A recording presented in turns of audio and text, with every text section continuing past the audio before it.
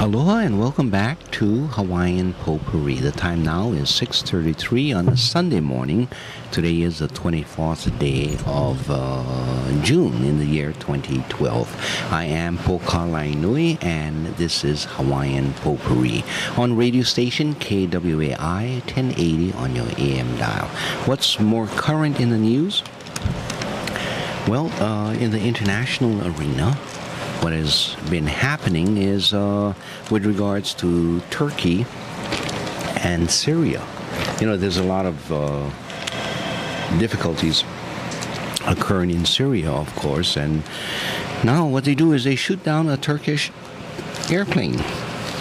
And so there's some controversy over that. We'll get more into that controversy. We do have a caller, and so what I'm going to do is take that telephone call.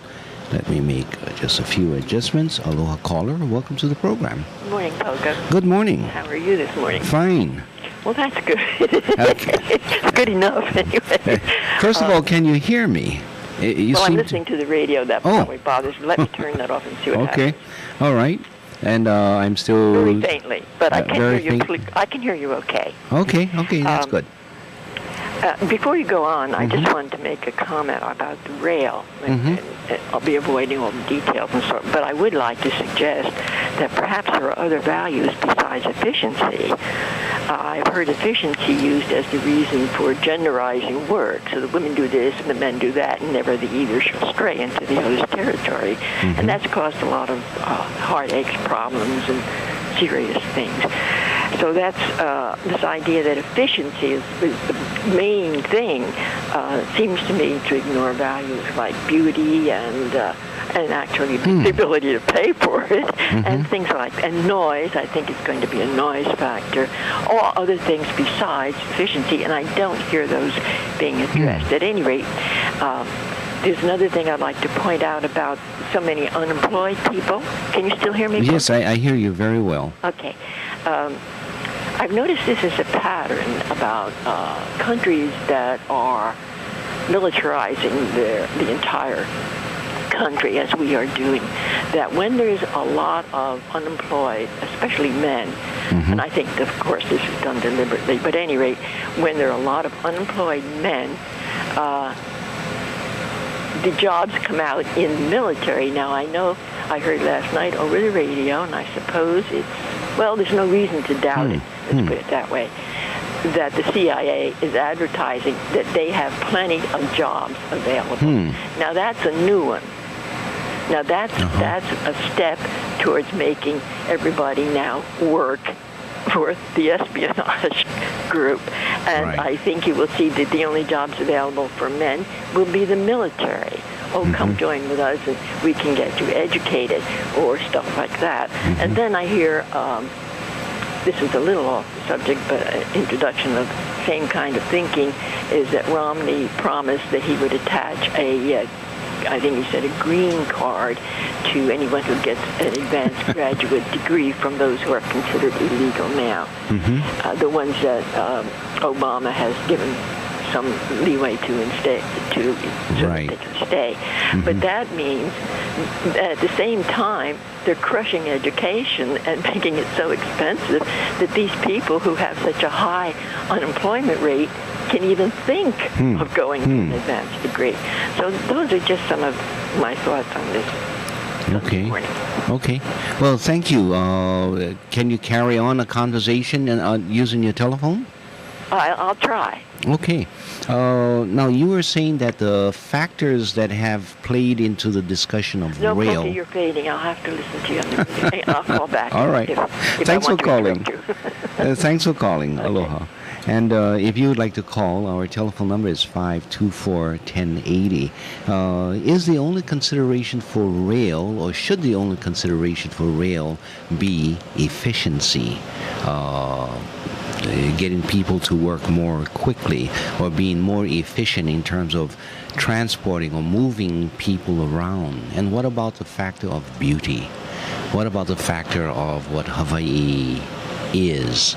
And are we willing to switch our Hawaii as we know it today to a Hawaii with rail and with all of the possibilities of what it can bring. And what are those possibilities? How will Hawaii change? Will there be a noise factor along the rail route, especially with what is considered heavy rail, with steel upon steel? Now, some people may have gone to, where is that, Seattle, Washington, or to other places where you have light rail being employed, which is, I guess, a more rapid system. And it's not as noisy as what steel against steel would be. So is that, or should that be part of the factoring in of the consideration with regards to whether or not rail is appropriate or not? What are the other factors that should play into this? And how does one factor in beauty? How does one factor in the more leisure approach to Hawaii? And what does that really mean? And with regards to rail, last night another woman called and she said that Hawaii has never tried rail, and this is where the future is, and as one of the factors in her reasoning. Actually, Hawaii has had rail previously. It was used more for industrial or agricultural purposes, but there were some use of it for mere transportation of going from point A to point B. And in fact, at that time, it was rail that went completely around the island of Oahu. I believe that there may have been rail in the neighbor islands. I'm not sure. But there's tracks still existing that you can see, or remnants of tracks all the way to Nanakuli, and even beyond Nanakuli. It would eventually have gone around Kaena Point and circling the island.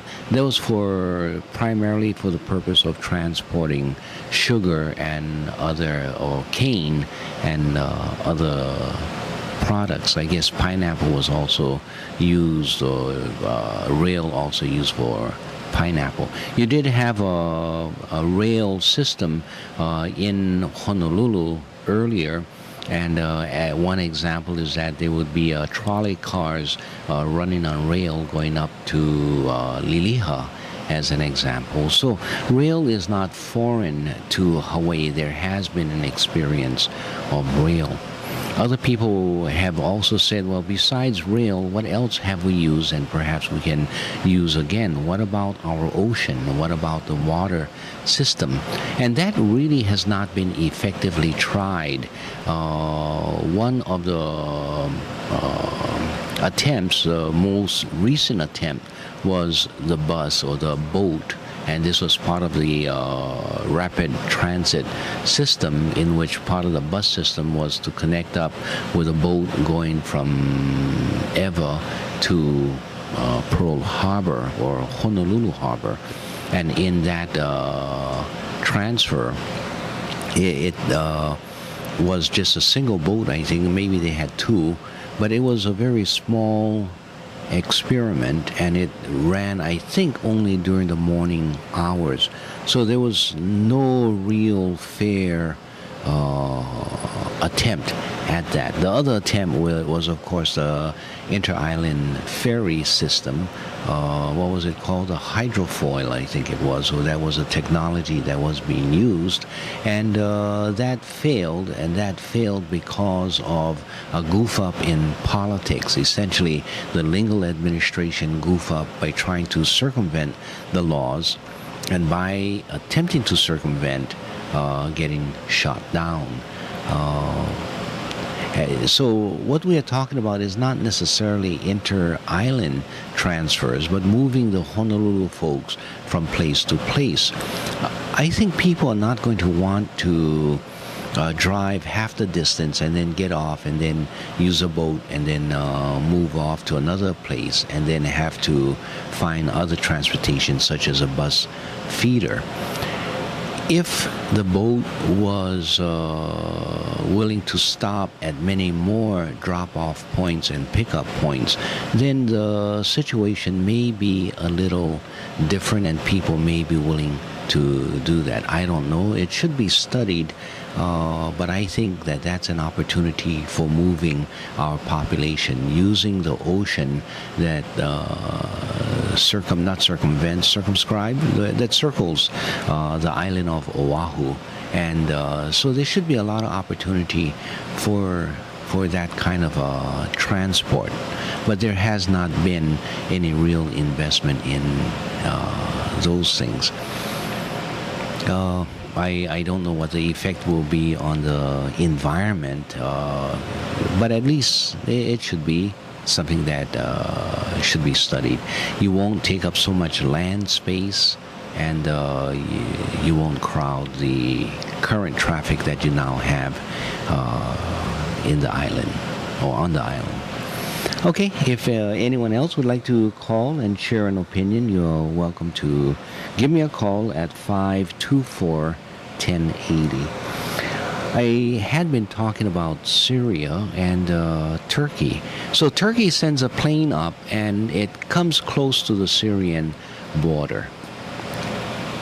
The Syrians shoot it down. They say it came inside our border. Turkey says, no, it was not. Or Turkey is saying, we're not really sure, and so we're going to have to check it out. And now they want to have discussions with other countries about the Syrians shooting down their airplane. So my response is, Turkey, if you're not sure where your plane was, then you shouldn't. And why are you sending your plane to agitate along the Syrian border?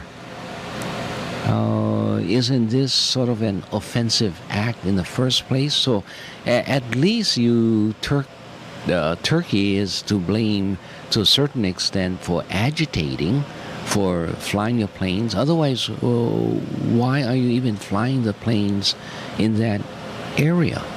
It's not a question of whether or not you have a right or you don't have a right to fly, because if this was indeed international airspace or Turkish airspace, then fine. But this seems to be a deviation from the normal course of what Turkey has been doing, and it seems to be somewhat offensive or aggressive to Syria, especially now when they're having what has been termed a civil war. Okay. On the other hand, with regards to Syria, the United States is obviously sending in CIA agents participating in this civil war on the side against the government. And so they are promoting the ongoing fighting against the government, a clear violation of international law. And in the meantime, the American government is saying, well, let's all get up and condemn Syria for being aggressive to its people. What are the people doing? The people are protesting, and not only protesting and demonstrating, but they are physically attacking the government. Now, I support protest, but when the protest turns into this kind of army going after the government army, what can you expect? You have to expect that the government is going to respond in kind. The government of Syria is saying that this is not really our local people who is the primary instigators. It is foreigners coming in, and they are blaming Al-Qaeda, they are blaming U.S. CIA, they are blaming others for trying to disrupt and overthrow the government, which is not too far-fetched as you look at what happened in Libya. And you see that the overthrow there was really a manipulation of the United States through CIA, and then the combination of other foreigners attempting to change and take control over Libya. Same thing that happened in Egypt, the attempt to change, and the Americans getting involved, attempting to change the regime there. In that one, it seems to have been actually more autochthonous, or by the people themselves in the Egyptian scene. In the Libyan scene, definitely not. In the Syrian scene, definitely not.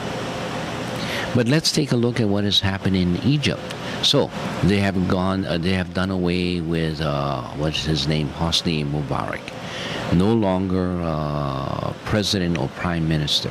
Now very ill, on his deathbed, as some people say. Other people say, well, not really, but I couldn't care less if he dies. Okay, so they have a pretty bad attitude about Mubarak. But that's for those people. So they decide they're going to hold an election rather than Mubarak. A lot of people were supporting his appointee because the policies with regards to being very close to Saudi Arabia, being sort of siding with the United States in its policies, and being a good friend of Israel. So by having his replacement come in as president, then everything is honky-dory. We can get rid of the image of Mubarak, but we still have in essence the similar pattern that he had been carrying out. On the other side is the Muslim Brotherhood.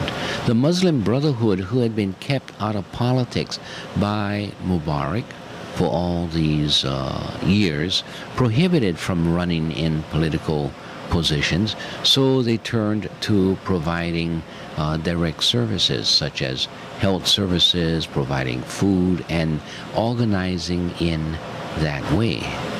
Very similar to what has been happening in Palestine. So once Mubarak gets out of office, everyone screams about democracy and the right to participate and fully participate and the rest. And so they run a candidate, the Muslim Brotherhood, who is written up as being only about 10% of the favor of the Egyptian people, not very strong, one of a number of different entities. So they run a candidate for president. Mubarak's sort of appointee also runs. The election results come out, and who wins? The Muslim Brotherhood's candidate. Now, what does all of that mean with regards to Egypt? It appears that the policies will now turn. The policy in terms of close association with the United States, the policy in terms of close association with Israel, and the policy with regards to the control of borders that favors the U.S. and the Israelis. All of that we expect will be shifting, and the favor will turn more towards the Palestinians as in regards to Palestine and Israel. The favor seems to be turning more against the Saudi Arabians and more towards the Iranians and perhaps the Iraqis, well, at least the Sunni Iraqis, and in Afghanistan, of course, supporting the... I think they would be more closely aligned to the Taliban than they would be to the present regime in Afghanistan. So what you are finding is that there is this overturning. In earlier programs, I spoke about not only the decline, but the collapse of the American empire. And we are seeing that even with the U.S. attempt to manipulate one or another event going on in these areas, in the long run, you find that the people are turning against the United States, against their continued military bases in their areas, whenever the United States attempts to use their same old tactic of regime overthrow. So they attempted to overthrow and succeeded in overthrowing the operating regimes in Iraq, the operating regime in Afghanistan. But the end result seems to be more now anti-American policies than as previous. And what they have done is they have spread this anti-American mentality beyond just those countries' borders, but into that whole Muslim areas. And it's the same as what is happening in Palestine and in other areas. So we, as far as I'm concerned, at least in the Middle East, you are finding the collapse of the American empire there. Now, along with the politics and along with the military, you will find the business community being pushed away, or at least being kept at a distance from these countries, so that the oil companies who constantly are trying to get to those resources will be continually pushed further and further away. Okay, so that's my assessment of that particular area. If you would like to call and provide your own views on these matters or any of the other matters that we've talked about, telephone number here is 524-1080. Give me a call and we'll put you on the radio. With regards to other things that is happening in the world, well, what about in Asia, and what do we find occurring there from a broader internationalist perspective? I believe that the same kinds of stuff is happening in Asia as well. The Asians are a little bit more strident. The Chinese, especially with their growing economy, have expanded themselves into areas previously seen as the absolute territory of the United States. So that the Monroe Doctrine, which essentially said that all of the Americas was the domain, the territory, the province of the United States, China no longer respects that, and questionable whether or not it had respected it, although it had perhaps paid homage to it. But now the Chinese are signing agreements with South American countries, large countries that have a lot of resources in terms of minerals, in terms of oil, and so you're having direct influence by China into these areas. Vietnam, a country that was always seen as a country with that was sort of unknown to the United States, is now standing up on its own. It's becoming quite profitable, and it is engaging in these kind of international affairs.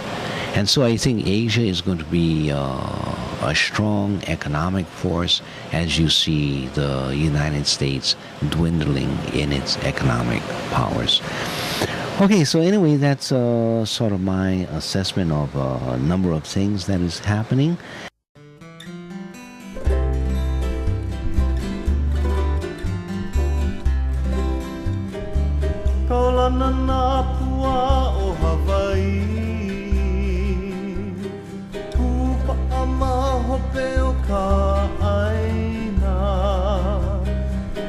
Mai ka eleleo ka loko ino Pala pala anunu me ka paka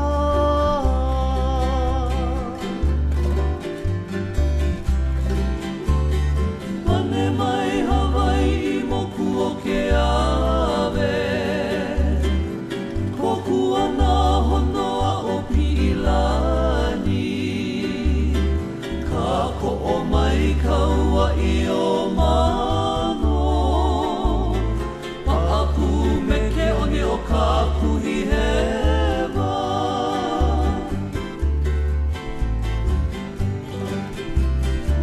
Aolea e kau I ka pulima Maluna o ka pepa o ka enemi Po o hui ai nā ku ai hewa I ka pono sibila a o ke kanā